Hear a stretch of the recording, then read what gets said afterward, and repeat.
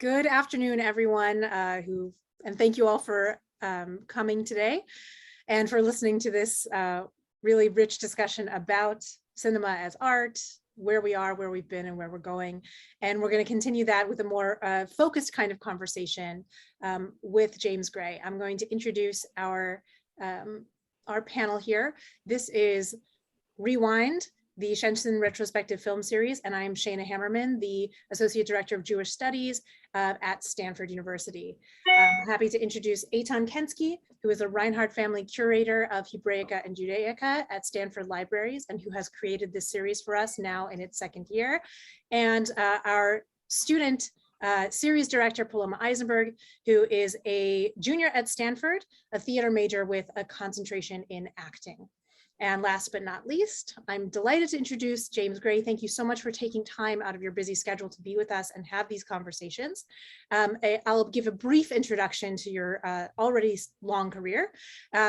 Gray made his directorial debut in '94 with Little Odessa, which we'll be discussing today. All of these films are widely acclaimed and have received awards. He later went on to write and direct The Yards.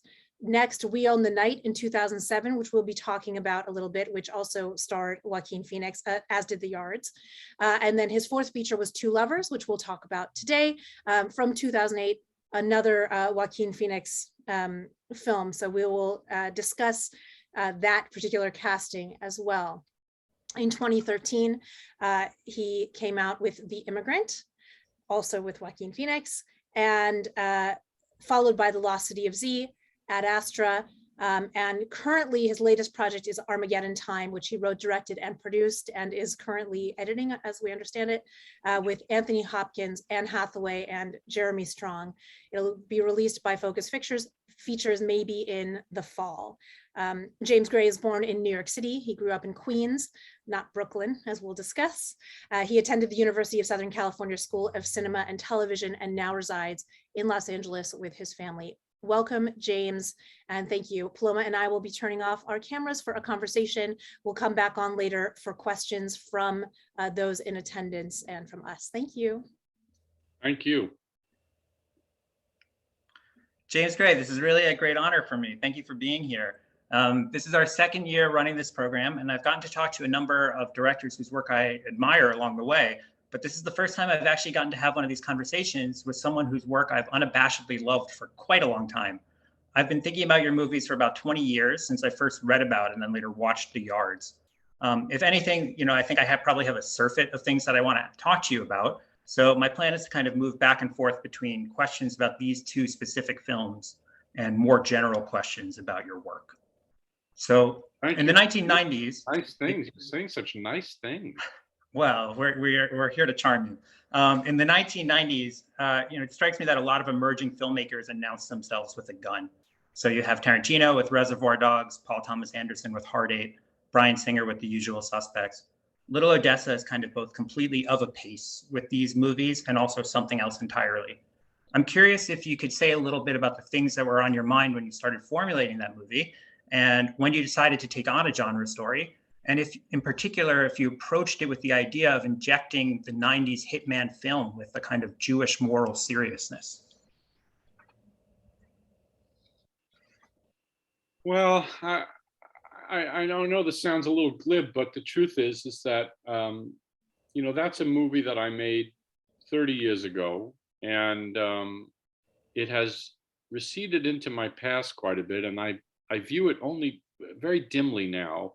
I have not seen it in a long time. I watched the first 5 minutes. There was a retrospective that I attended of the stuff that I had done, and I was supposed to do a Q&A afterwards. And so I thought, well, this was right before lockdown. So I thought, it's like 2019. So I thought I better watch some of this to see if I can remind myself what the heck it is. And after 5 minutes, I was appalled. I had to leave.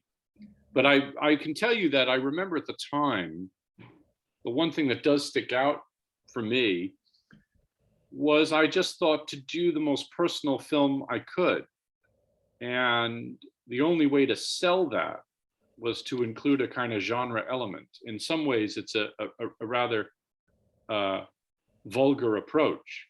But there's nothing wrong with a little bit of vulgarity at times, So I put the genre aspect into a story about my brother and me, and about my parents, and about my mother's illness and all that. And I just told my story, except that I had a genre element in it. And I was it a concerted effort to do? Yeah, it was. I mean, it was very cynical in a way, but I had to get the film made. And I don't know if I would say that it was particularly my idea to follow a trend, may I say, because at the time I wrote it, it would have been late 1991. So that was before a lot of this stuff. I wrote it before I saw Reservoir Dogs. I certainly wrote it before Paul did Hard Eight. So I wasn't following really anybody except, frankly, the kind of new Hollywood pictures that I liked, and thinking that maybe a gun would get me somewhere. I'm curious why you find it so hard to revisit Little Odessa. Well, because I think it's probably stinks. I mean, I was 23 years old when I made that film, and I had about $9, and you don't know what you don't know at that age. In some ways, it was such an absurd amount of confidence I had, and totally unwarranted. And I see all my mistakes. So, it's hard for me to watch that, because I've moved past it. I hope I've moved past it. I think I've done much better work since then. So it's just hard for me to stomach. Now, by the way, may I also say, that's fine. It's not for me to like or dislike, or what. If I was sitting there, if I said to you, if I said, "Oh, I'm watching my films, they're really great," there would be something profoundly wrong with me. I mean, I don't. Once you make them, they're no longer for you. They're for everybody else. So I don't go back and watch movies. The only time I watch a movie of mine is to recalibrate my projector. Because I know how that, I like Lost City of Z or something. I know how that's supposed to look. So I'll put that on to calibrate the colors and stuff. That's about the big extent of going backwards. So let me ask you maybe a sideways question about Little Odessa, because I think a number of people watched it for this program. And I went back to watch it. This is the second time. Multilingualism and this world that you create in Brighton Beach, that the Russian is so understandable. It's obviously you're depicting a community that's really there, even though it's an imagination of this particular community. But there's also Mina Byrne, this wonderful Yiddish actress, and the way her Yiddish is electrifying when you hear it. And I'm curious, where this notion of multilingual storytelling came from, and how you decided that you were going to do this, and if you always knew that it needed to have a Yiddish element there.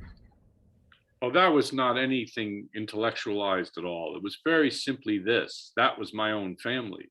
My grandparents came to the United States in 1923, right before the door slammed shut with quotas. And they spoke no English in the house. They spoke either Russian or mostly Yiddish. And my father spoke English, but understood Yiddish. It was a real combination of languages thrown around all the time. So I just wanted to reflect that part of my reality. Mina Byrne, she was a lovely person, a very interesting person, and had tremendous skills as an actor, And I just loved the authenticity of her, I was very happy about that, because, I couldn't cast Russian Jews who were barely not in this country. I couldn't find those and make the film. They wouldn't be, to use another vulgar term, bankable actors. So I had to cast it with people who were not ethnically totally accurate. So I wanted to surround them with everybody else who was. And that was one of the considerations I remember. Had you seen her in the Yiddish theater? Was that something that your family ever went to? My father had. I hadn't. When I told him that she was in the movie, he got very excited. But I had not. I just knew of her, and she came in to audition, and I remember the audition pretty well. It was 1992 now, but I remember just laughing, not laughing at her, by the way, laughing because there was such a wonderful grit and authenticity to her that I knew I had to put her in the film. Yeah, her performance is really stellar. I think, especially if you understand Yiddish, because so much of her dialogue is actually untranslated or unsubtitled. You just have the characters reacting to it, Yeah. and Well, different generations interact with it differently. yeah, there's a reason for that. I didn't subtitle it because I wanted it to be the way the kid perceives it. You know, that he wouldn't understand it and that he would be kind of just struggling to make his way, and it would reinforce in some ways kind of his loneliness, you know, because he can't, you know, he can't speak the language, so he's in his own world, goes into his room and smokes, which today nobody would ever do, but thankfully, but I did, you know, and he did. So you've already touched on this notion that this was really like your story, and this was a personal story that you wrapped within the realm of a genre piece. And you know, while I was formulating questions for this, I was really thinking about the fact that, you know, tiptoeing around the fact that so many of your films are either kind of personal filmmaking or biographical filmmaking. And I'm wondering how you think of the difference between those two concepts, if you see a difference between them. And also, you know, can you make a James Gray film without it being personal? So what has it been like in your career to kind of weave back and forth between these very biographical stories and other ones? Well, I don't think I've ever made a film that didn't have some degree of biography, autobiography in it. Whether that's distinct from biography, say in the case of Lost City of Z, is another matter. But there's a big difference between what is personal and what is biographical or even autobiographical. A personal film means it's close to you emotionally. It's what you identify with situationally.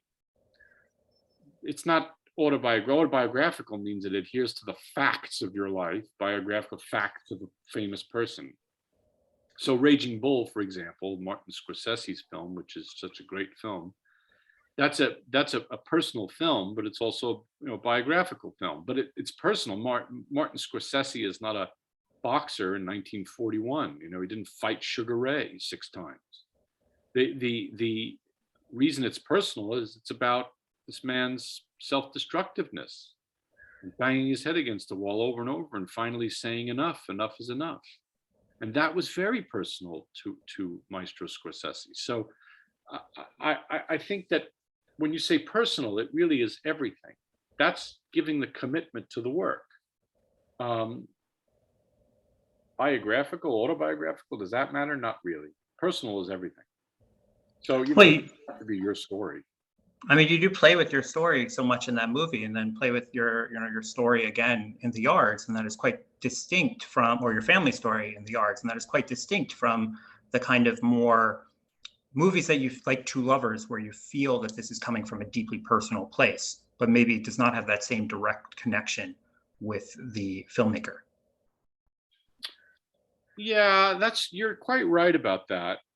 But at the same time, I just view that as a kind of way in, you know, the autobiographical weaves its way in just because it's the facts of the case, so to speak, allow me to get inside of it better. In the case of Two Lovers, there was autobiographical stuff there in that though too. I remember I had been to, I guess it was the obstetrician with my wife, and they had to go do all these genetic tests, you know, for the baby that was to be born. And so that the inkling of the Tay-Sachs thing came from that. So that was sort of weirdly autobiographical as well. And I tried to put in a ton of autobiographical touches, you know, all this stuff about like, Leonard, we're going to have Chinese food in the way that my mother would do and all that sort of thing. So I did try to include, you know, Leonard Creditor was the name of my father's childhood friend, you know, all this stuff that I tried to put in the films. And it's all really a way to access who you are and try and make it as close to who you are as you can. Because there's only one of you. And if you make it about yourself, well, maybe nobody will care. But maybe they'll see a little of themselves in you. Because the purpose of the art is the extension of our sympathies. It's what we owe the artist, as I'm very fond of saying. So that's my way in. You know, Two Lovers is a really remarkable movie in so many ways. It's kind of a chambers piece, especially in comparison to some of your other films that go very extravagantly outside, going to the jungle, going to space, even having a kind of family saga set within the crime story of We Own the Night. But it's a really meticulously constructed Jewish home with the photographs all around it. And the dreidel that, that Gwyneth Paltrow's character picks out. It's funny you mentioned your mother there, because you have this sense of that this is the place where not having enough seltzer, is a crisis that needs a kind of immediate resolution. But it's not a suffocating space at all. It's a place where anything can really be conjured up and a whole life can be lived. So I'm wondering about how you established that home and went about thinking about that home in trying to tell this story. Yeah, it's interesting. With Two Lovers, I had a chance. I remember I had made the company, which made We Own the Night, I'd made them some money. And they basically said, I remember they said, here's I don't know where they got this number from, but like $9.8 million, go off and make whatever you want, which is a very rare thing. As long as you get Joaquin Phoenix, I remember. So we put Joaquin in it, who's part Jewish, and then I cast around him. I cast this guy, Moni Moshanov. I was able to actually cast authentically in that film. I mean, ethnically, with the exception of Isabella Rossellini, whom I love so much anyway, and I just figured, it would pass because she's so good and so earthy. So in terms of the set itself, I just stole virtually everything from my own childhood that I could, my memory of what the house looked like and my grandparents' apartment looked like, and I just put it in there. I took the art off the walls of my house that my dad was living in at the time in 2007, and I just threw it up on the walls of the set. So I just tried to put, you kind of, the dream is to make them all sort of home movies, elaborate, expensive, beautiful, emotional home movies. To me, that's the only way something original emerges. So is that your 2001 poster that Leonard sleeps under? It wasn't, because I wasn't going to give mine away. I have an original 1968 2001 poster, and that's not going anywhere, especially not on a movie set where it will likely be destroyed. But that was the reason we put it up on his wall. I'm going to move my camera, and I'm going to move myself so that you don't have to keep seeing this flashing of lights. I can get more comfortable instead of sitting on that very bad chair. This is better. While you're talking, or while you're walking, I should say, I'll say that the 2001 poster is, I think, really interesting because not just that Kubrick is obviously so inspiring and such a monumental director in so many ways, but the particular way that the Leonard character relates to Michelle across the air shaft really reminded me of The Killer's Kiss and the opening parts of that movie, when you have these people living parallel but connected lives because they're on the other side of the apartment buildings. It's interesting. I hadn't thought of Killer's Kiss for that. I have seen that. It's been a while. I remember it had that really kind of cool, weird dream with the negative imagery and stuff. It's been a long time since I've seen it. But what I stole from there, obviously there was sort of a rear window thing, but what I really stole from was, I believe it's Decalogue number 6 by Krzysztof Kieślowski, which is was released theatrically, a short film about love. And I stole a lot from that, because that was a kind of we'll call it a sort of a, how do I put this, a realistic telling of a love story, as opposed to a love story which is just made for comedic effect. So I watched that, and I think I stole from that, and I stole from a few other pictures as well. But that's what my thought was on that. You mentioned that this was the studio gave you this money, or the financiers gave you this money as long as you got Joaquin Phoenix to agree to be in it. So this was your third film with Joaquin Phoenix. The Immigrant was your fourth film with Joaquin Phoenix. What I want to know about that collaboration, not specifically Joaquin, but if you don't want to address that, but the notion of using the same actors over and over again, and what happens to the director-actor relationship as part of that process. There are other people who circle in and out of your films too. Moni Moshanov, in We Own the Night, and then again in Two Lovers, Mark Wahlberg in The Yards, and then We Own the Night. The mother from We Own the Night reappearing in The Immigrant. So it seems like something that you like to explore, the repeat casting. And so what is it like? What do you gain as a director or filmmaker from this?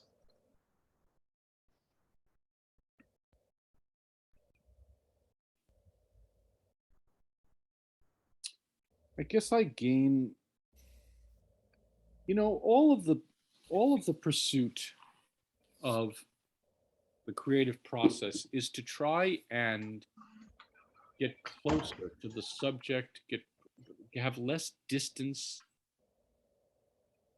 to remove the wall between the actor and the character, between the movie and the story, between the director and the movie. Try to speak honestly. And if I know the actor, and if I get to know the actor and I can see things I like about the actor, I like to pursue it over and over again to see what other layers I can peel away. And also, if I know them already, I feel like, the second time around or the third time around, hopefully I'll get lucky and I'll make something that works or that's really touching about the person. And in the case of Joaquin, he and I, we just have a similar way of thinking about things. And I think he and I, well, we find each other very funny. And we have a shorthand. And I also think he's just a great actor. And if you have a great actor who's willing to work with you and thinks you're funny and you think he's funny and you engage on that level, we're just interested in the same things. And so, sadly, we haven't collaborated since the last time, which was The Immigrant, which I'm very sad about because I loved working with him so much. But I think you change, people change, and he's moved on to other things, and I've moved on to other things, and hopefully I'll get to do it again. But maybe he's different. Maybe I'm different. I don't know. I think part of it is what I said though, is the more you know the actor, the better you can be at getting to a certain degree of truth. I don't really think you could have gotten that performance of Bruno Weiss in The Immigrant out of someone who you didn't have that kind of depth of a relationship with. There's a real malevolence there, but that also comes from a kind of intimacy and trust, and knowing that everyone behind the making of this movie understands that there's depth to this character and not just the surface of it. Well, I quite love that performance by him. I think that's for me.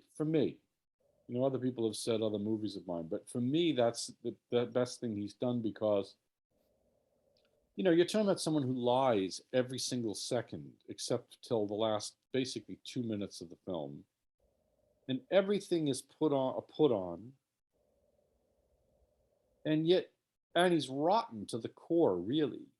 And yet he isn't. There's a humanity to him. And that's very, very hard to do. And I think he had to have the trust in me to be able to say, I'll look at it frankly and I won't rob you of that humanity and make you a villain. And I had to trust him that he would, as loathsome as he was making him, that he would find something to love in him.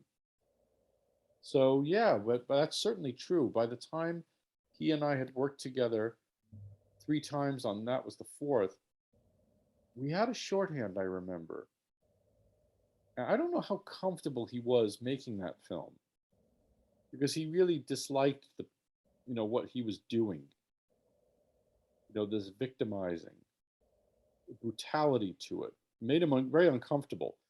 But at the end, that's part of the job of the actors to go places that are unpleasant. You already hinted at this fact that with Two Lovers, you felt as if you could kind of have this eye towards casting with the ethnic background of the actors in mind. And it's not just Joaquin Phoenix being, of Jewish descent, but also most of the leads that have some element of this. And I guess I want to know how you thought about it. it's interesting that you give Joaquin Phoenix the space to be Jewish on film, and he gets that space to be Jewish on film several times in your pictures, on all but the yards.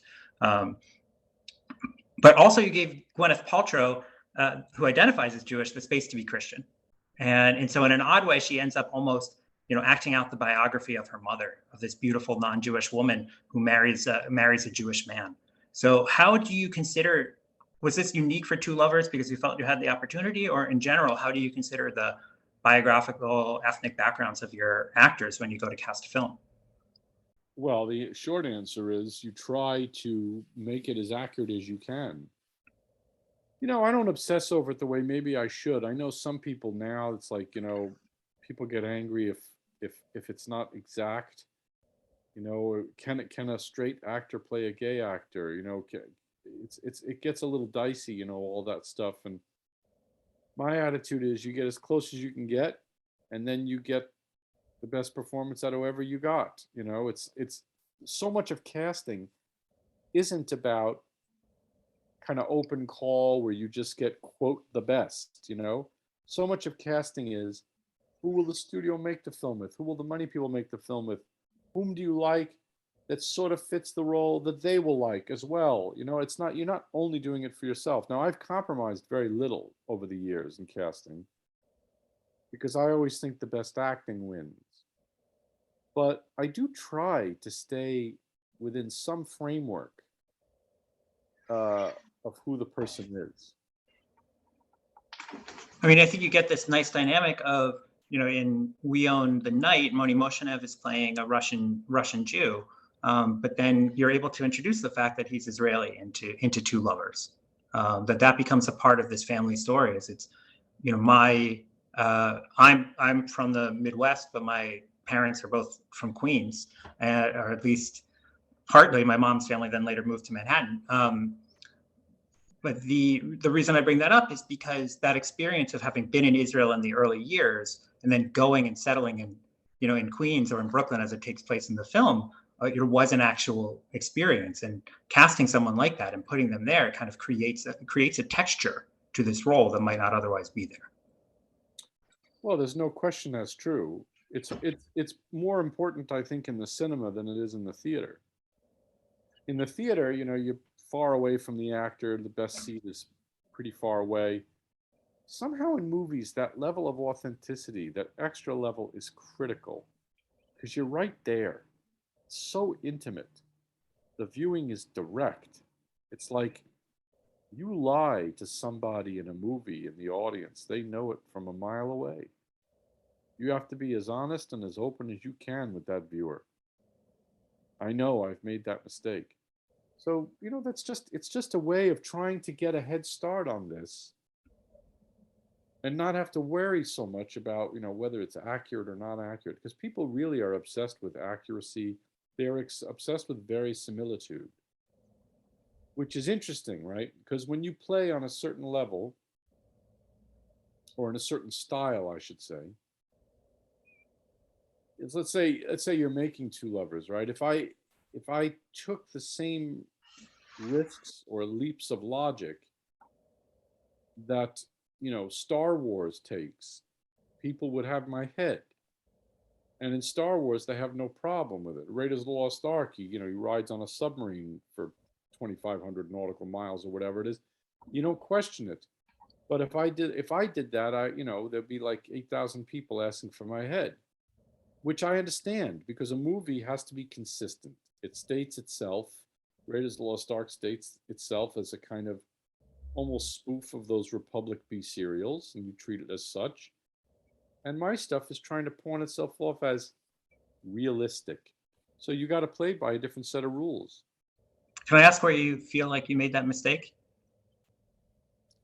What, you mean in casting or not being accurate? No, you said that there was a moment when you made that mistake.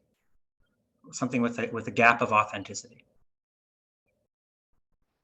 Well, I mean, there are times when let me answer it this way.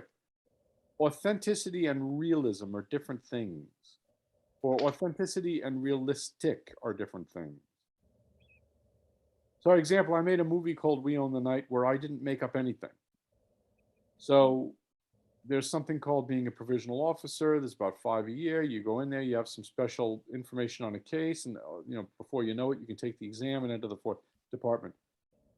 That exists, and it's in the movie. And the number of people who have said to me, that makes no sense, it would never happen, it is huge. And all of them are factually wrong. They're wrong. It exists. But it's my mistake. It means I didn't do the legwork to establish it as an authentic thing. And that matters. As a storyteller, that matters. You have to prove your case in a way. That's what I mean. So I screwed that up in that movie. What else did I screw up? I feel like I've screwed up a bunch of things. Well, I don't really know if I'd say you actually screwed that up, but that's just, of course, my perspective. I mean, obviously there are other viewers who feel as if this becomes unbelievable at that moment in time. But so much about that movie is about split identities and being torn in different directions and being compelled and kind of visualized so dramatically by the character who has the cross and the Star of David at the same time. Right. You're between worlds, and this is the entry, this is the auspices, how the character of Bobby Green can move from being in this one world into being in this other. And I actually find the ending of that movie kind of devastating, where the two brothers are on the podium together and telling each other they love each other, but you're not quite sure what they mean at that moment. And also you have this sense of there's family of the blood ties, and then there's the family that you form together by agreeing to take part in common things.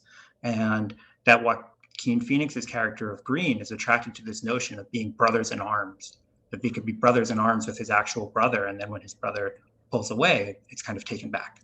So I think it does kind of speak to the thematic truth of the film, if not the immediate kind of crime story, how does this happen, logic.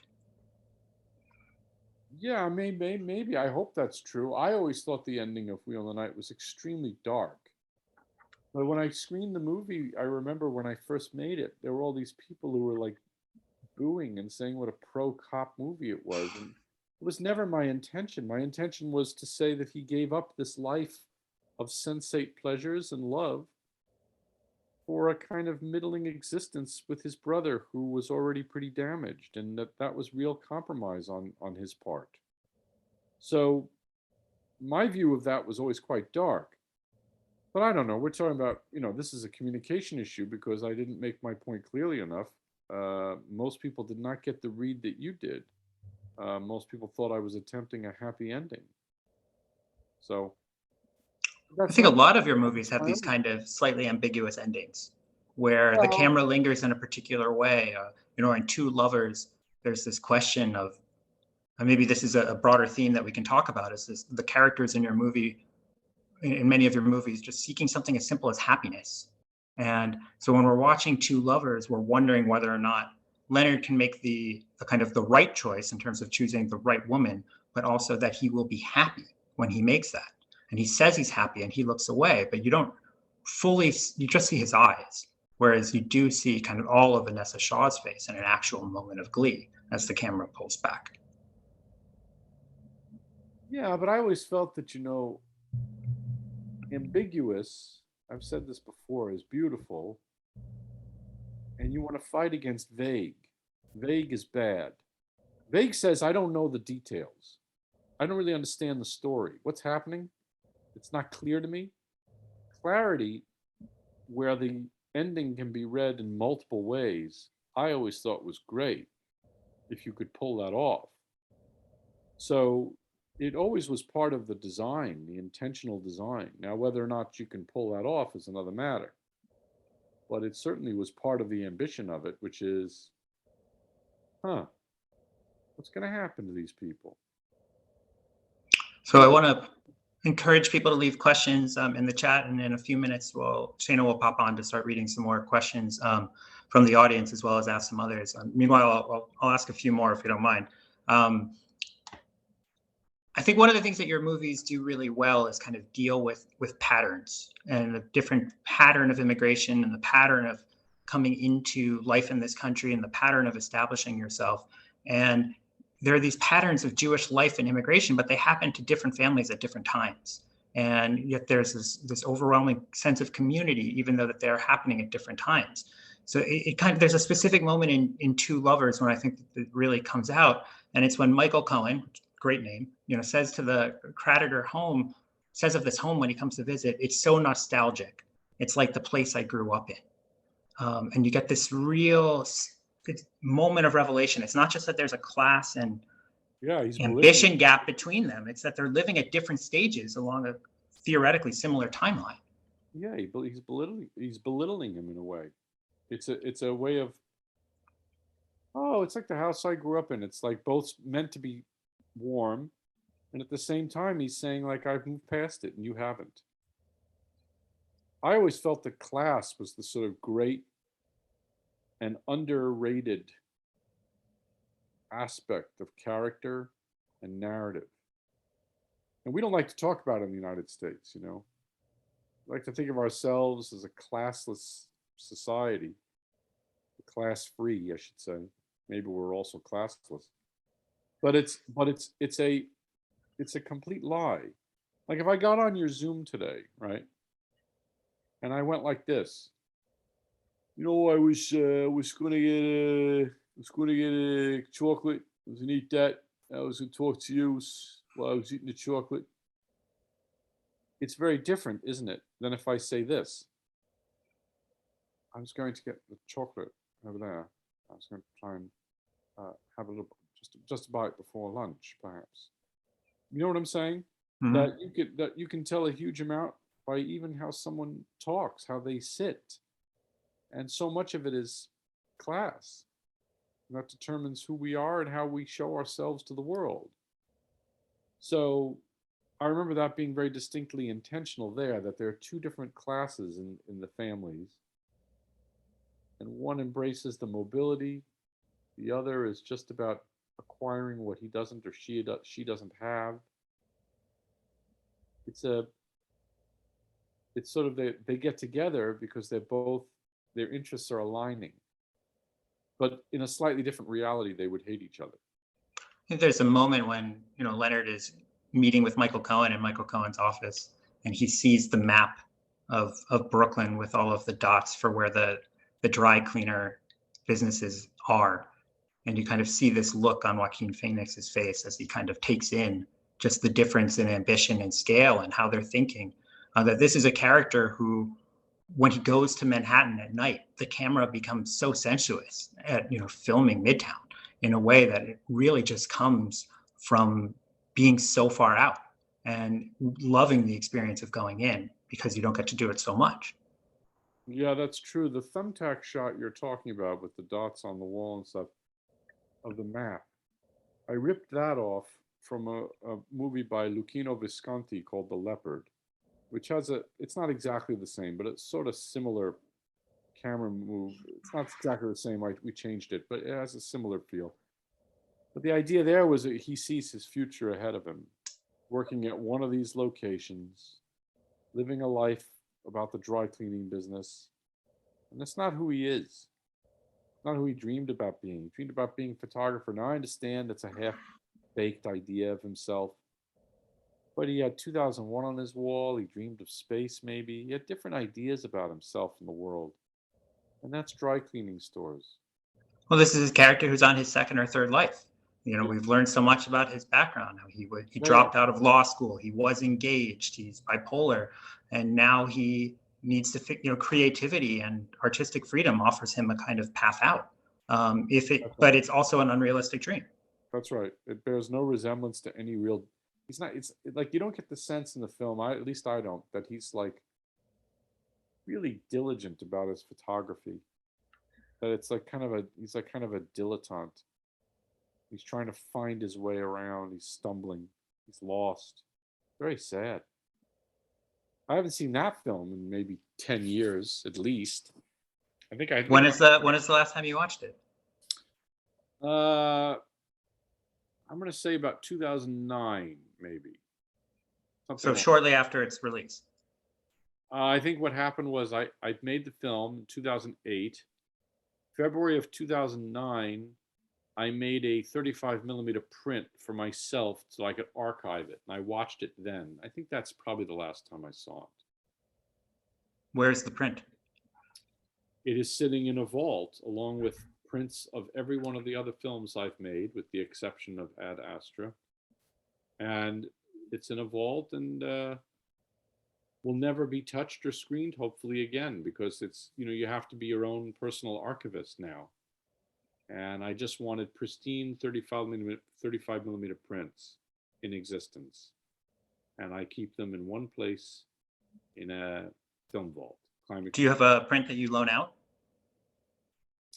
I do have a couple of the movies, but I've stopped doing that too because they were always coming back looking utterly destroyed.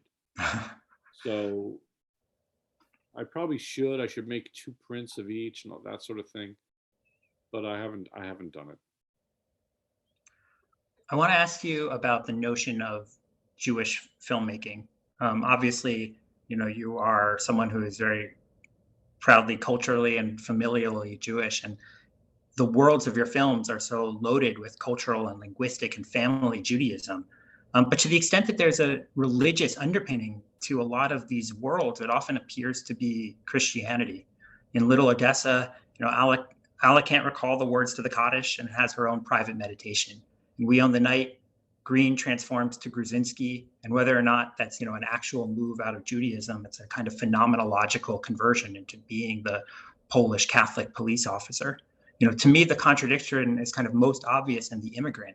It has this beautiful incantatory power, and part of that is this radical contrast between the criminality of white slavery and the corrupting Jew, and the depths of Ava's religious experience of the candle mass. By the time of Bruno's confession, Ava understands her personal story in theological terms and accepts Bruno with a kind of pure grace. So to turn this statement into a form of the question, how much do you think about Judaism when you set out to make a Jewish film? How often do you think about the way the characters might experience religion and how that would govern their world?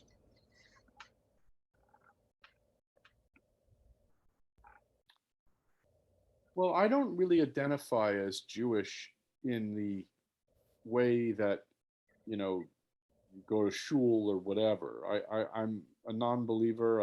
I don't think that the idea of making a bunch of rules for yourself about what you can eat and can't eat and all that is a really productive way to live your life. But I do think of myself as Jewish very much culturally, that I am completely Jewish in that New York Jew way and what that means as a culture. And that's quite a different thing, I think. And so when you talk about something like The Immigrant, which is very Catholic, yes, and this was conscious, because I found something in that tradition that appealed to me greatly, the Franciscan idea behind that film. That everything is God's creation, everything is worthy of our love and our sympathy, no matter how seemingly reprehensible. And the thing is that her Catholicism in that film is actually a source of terrible anguish for her until the very end. It's not like the fact that she's Catholic is terrific for her. She's actually riven by it. And in some ways, it destroys her. So I was just trying to say that that kind of dogmatic approach has terrible implications, either no matter which religion. And in Joaquin's case, his character, he's very a-religious in the film. He may be ethnically or culturally Jewish in some way, but it's not really connected to the religion. He left it a while ago. And he's tried to make himself American. Yeah. So he's split down the middle. So I felt that it was sort of okay to explore it, and it wouldn't be anti-Semitic, so to speak, because, well, first of all, because I'm Jewish, but also because he's a tortured guy. It's not just some villain, And as I say with her, yeah, she has a purity of her belief, but it doesn't really come into play until the end. And before that, she makes all these terrible decisions in order to survive and, in her mind, to thrive. And a lot of them are because of her religion. Also when she's doing it at Candlemas, she almost looks like a psychopath when she's looking at the cross. The kind of blind devotion she has, and she's in a terrible circumstance. Where's God to save her? So do I think about this, the idea of I think about cultural Jewishness, how much that makes its way into the films. Hard to know because you almost think of it as like the whole iceberg, and then you sort of show only the tip and you don't know how much that means to the viewer. I mean, I think that's very obviously true in Two Lovers, where it's there for the viewer who wants to uncover it, that you can just kind of watch it as this is a Jewish story. These are Jewish people. The son is going to have a bar mitzvah. What the age gap between the daughter and the son is going to be left, kind of intentionally vague. But that it is this totally, it is this world of pure Judaism because that's what all the people are, but the ritual itself is just something that people walk through. It's probably more important to have a cake in the shape of Yankee Stadium and to light the candles to that than it would be to have a religious experience with the Torah. Well, but isn't that the way it is now? I mean, look, obviously there are some groups of Jews who believe very seriously and devoutly, and I have total respect for that. I'm not saying that I don't like people who are religious or whatever. I don't judge people at all in that way. I have a cousin that I adore who's very religious, but I feel like a lot of the American experience has been to kind of try to hide that and melt in. It's funny. I was even reading this piece about Civil War by David Remnick in the New Yorker maybe 3 weeks ago or 2 weeks ago. And I was struck by how un-Jewish it was and how his analysis avoided very important things. And he's a brilliant writer and I respect him enormously. But he was saying like, people were chanting about, worrying about replacement, immigrants and people of color. And I thought, well, yeah, immigrants and people of color, of course, that's a problem that there's fascists that hate them. But they were chanting, Jews will not replace us. And you need to confront that too. And you as a Jew, David Remnick, you can't be afraid to say not just racism, not just sexism, not just anti-LGBTQ or whatever, but anti-Semitic. And sometimes we're actually afraid of that. It's that is connected to our fear of admitting our own identity. Mm-hmm. We know where that's from. I mean, I agree with you completely on this point. You get this sense of which someone just is culturally Jewish. You could just be it, but actually what you're saying is there are times when if that's your identity, it needs to be a really conscious and positive articulation because you need to be able to say that this is happening to us as Jews. 100%. And I've noticed that actually Jews in the intelligentsia are very afraid sometimes to call out anti-Semitism. It's weird. There's like a fear that they'll be called like, like scaredy cats or wimps or denialists or I don't even know what it is. But I noticed it in that column from a brilliant writer. And I thought, why aren't you acknowledging they were chanting not you shall not replace us, but Jews, Jews. That's what they were saying. Talk about that too. And I think that there's some incorrect idea that to bring that up will somehow devalue the essential conversation about race and gender and sexual orientation. It's like a weird thing. Like, no, they all exist. You can have several things going on at once. And I have found the ugly recrudescence of anti-Semitism to be deeply disturbing and deeply unmined. Is it something that you as an artist feel like you want to confront in your work? I don't know. In some ways it's not, it's a difficult subject because it's not,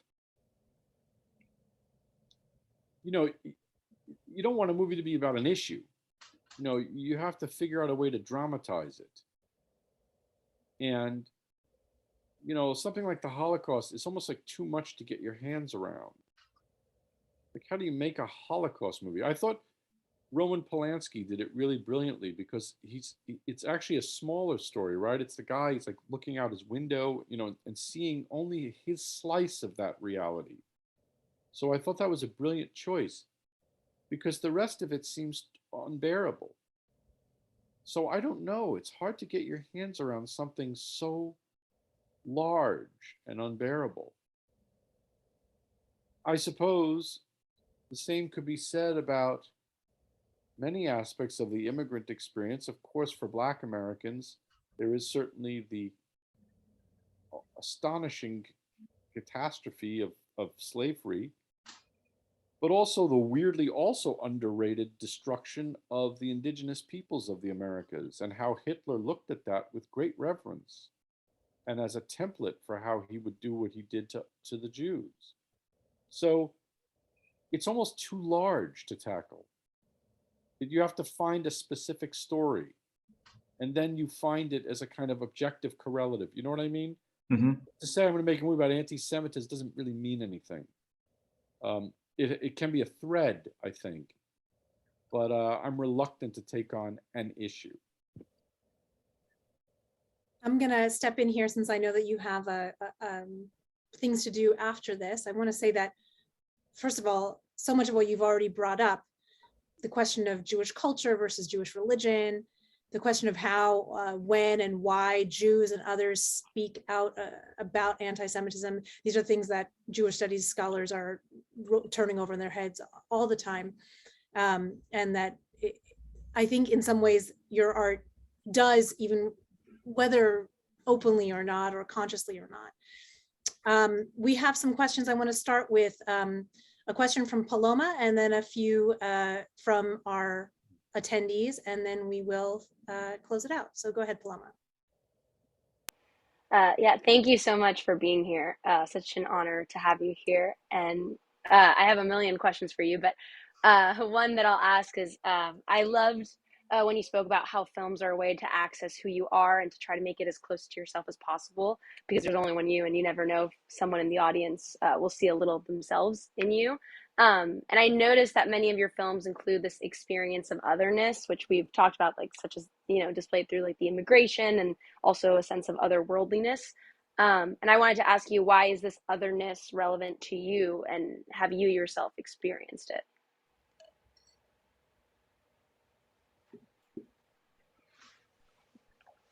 Well, the short answer is, of course. The longer answer, I guess, would be that, when you're a kid not from Manhattan, but from Queens, but you're a New Yorker, Queens is sort of the weird. I mean, even Brooklyn has a kind of its own identity. Brooklyn has like hey, I'm from Brooklyn, don't fuck with me, this kind of thing. The Queens is weird.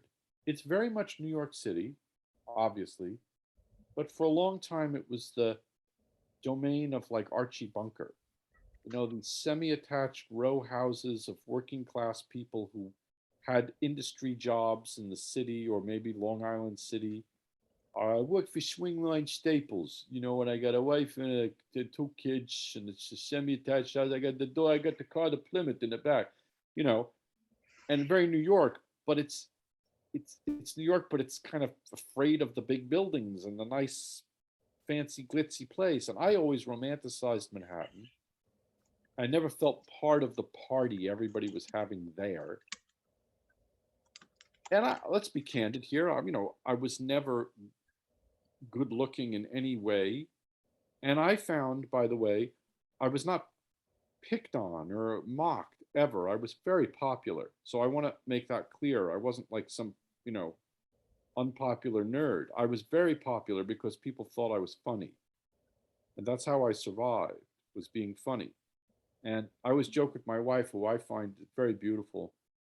So always my wife is out for the night with the village homunculus, but I always say because, and she laughs, my wife thinks I'm very funny. So sense of humor is how you survive in a way. But I've always felt like the outsider in that way. And even in my school experience, I wound up going to this expensive prep school after public school for many years. And it sort of saved me, but I felt like an outsider there. So, but I think we all do. Doesn't everybody? Who really feels like they fit in? I mean, people really, the people who think they fit in, they're really the ones who tend to be gigantic losers. I mean, like Donald Trump, I think he probably has his club, right? He has the clubs that he's got. That makes him fit in. He's got, but even he, as toxic and miserable an individual as I think he is, and I think he's about the bottom. Don't you get the sense that the fact that he's from Queens and he wasn't one of the really, really big real estate people kind of was some kind of weird fuel for his psychopathic behavior? I feel like people are really motivated by that feeling that they don't fit in and wanting to fit in and become something bigger. It's why you join a street gang just as surely as you join the Bohemian Grow. People are constantly trying to join a club. Same reason they join religion, right? I go on Saturday and I go to shul. It's very nice. I sit there, the rabbi says nice things, and everybody's together, and we're all getting COVID now, horribly. But it's a way that they all get together, right? Everybody gets together in a group and they fit in, and there's nothing wrong with that. That's actually good. It's how we reconcile this terrible loneliness that we have as these solo individuals in a culture dedicated to the idea of individualism. And yet, here we are, we're all individual, rugged individualism, right? And you wake up at 3 o'clock in the morning because you ate something with a lot of red pepper in it, right? You have a little bit of heartburn, at least I do. And you wake up at 3 a.m. and you are alone.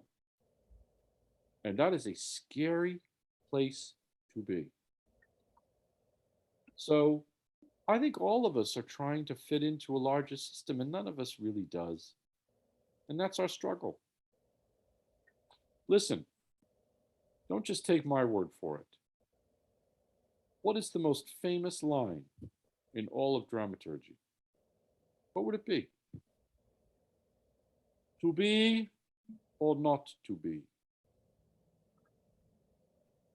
He's at war with himself. He's trying, he's struggling. He's not going to be, right? To be or not to be. In a state of panic about his own position in the world. That's drama. Thank you so much. Yeah, I think that's a perfect place to end. The way that we dug into some of the particularities of your filmmaking and then to this kind of universal question that motivates all art. Thank you so much, James Gray, for talking with us today. Thanks, Paloma and Eitan, as always, and thanks to the Toby Center for Jewish Studies. I wish we could get to more people's questions, but I think this has been a really rich and illuminating conversation. Yeah, you got like 42,000 questions, you said. I understand. Yes. Now I'm going. Well, it's your your boss time. has told me that you have a heart out. No, he's right. My heart out was at 3, by the way. So we're already catastrophically past it. And I've got this simulcast coming online. But they're like, where are you? Where are you? But you know what? Let's go one more. We'll do one more. Okay, I'm going to do a big one then. Okay. And this big one is from one of our listeners at the beginning of our conversation who says, if we are in the age of diabetes of the culture, then what is the parallel to insulin? What is the treatment for our current situation? These are such great questions from everybody. Good God. You know, I look at these things and I have I don't want to get too political, but why not? I have a particular distaste for, this book and subject, Hillbilly Elegy, and this person, J.D. Vance, who's written it. And I think he's acting utterly clownishly now in his run for the Senate, saying absurd things.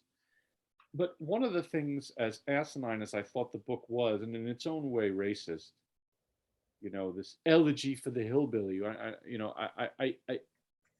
I find that this opioid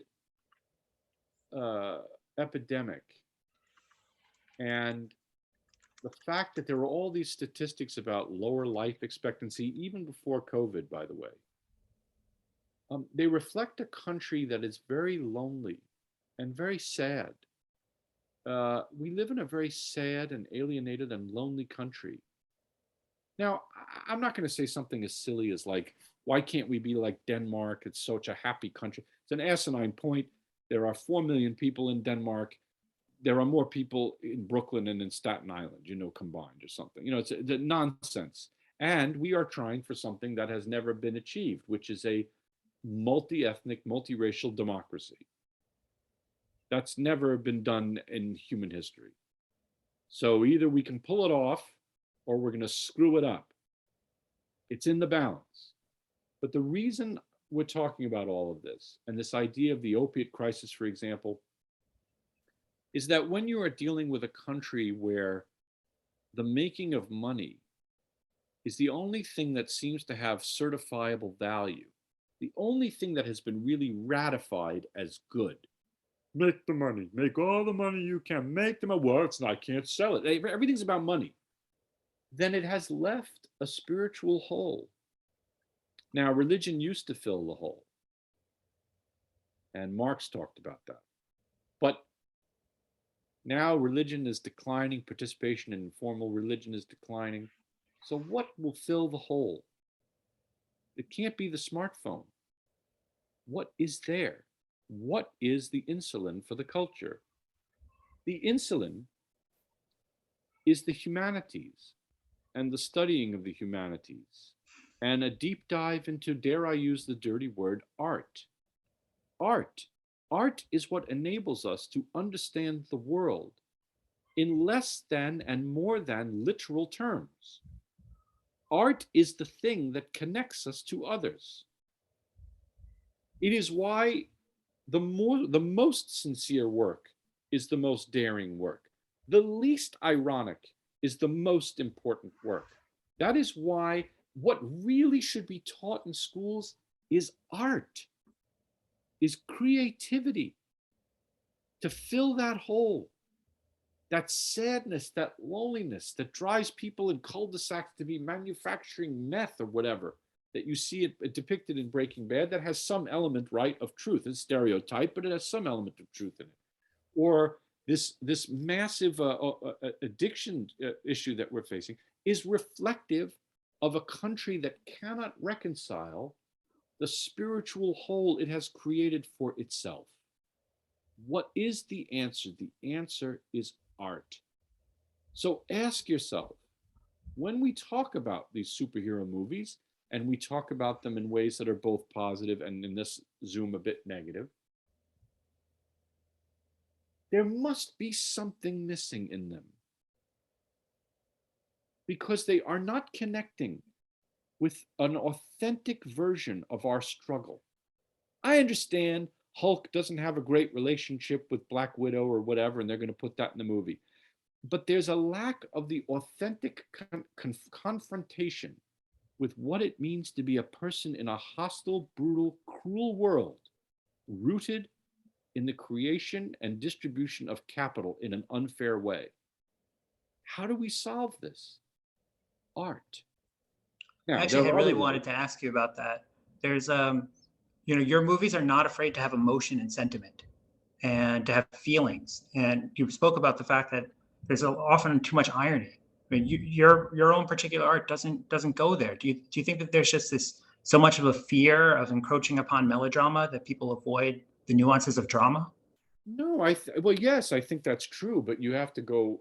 My own view is you have to go a step further and say, why is the culture so afraid of vulnerability, tenderness, love? Why is that? Why is that? Because you're talking about a country, which, by the way, is not all negative and all bad in this way. We have created an economic juggernaut that is simply the greatest that the world has ever seen, with huge benefits.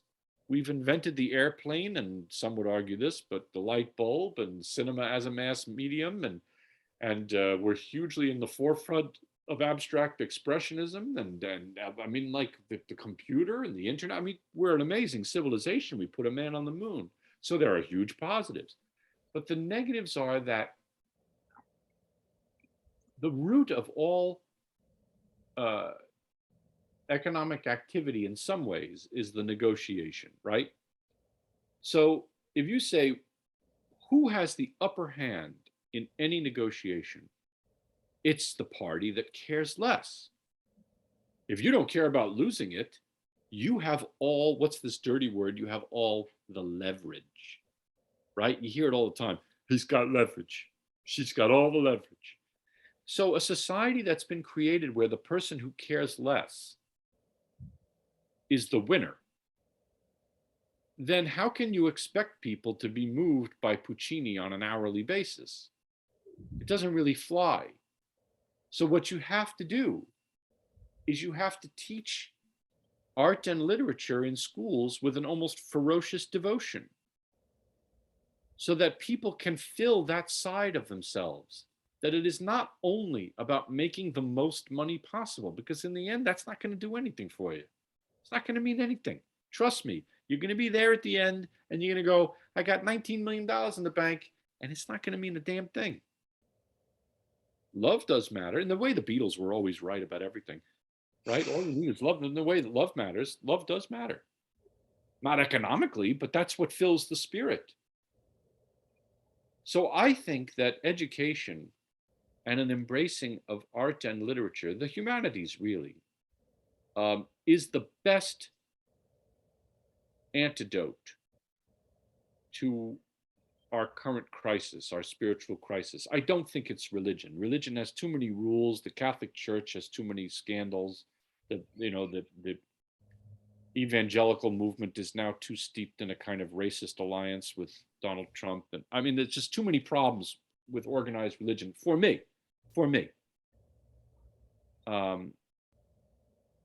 But I think that that's my answer.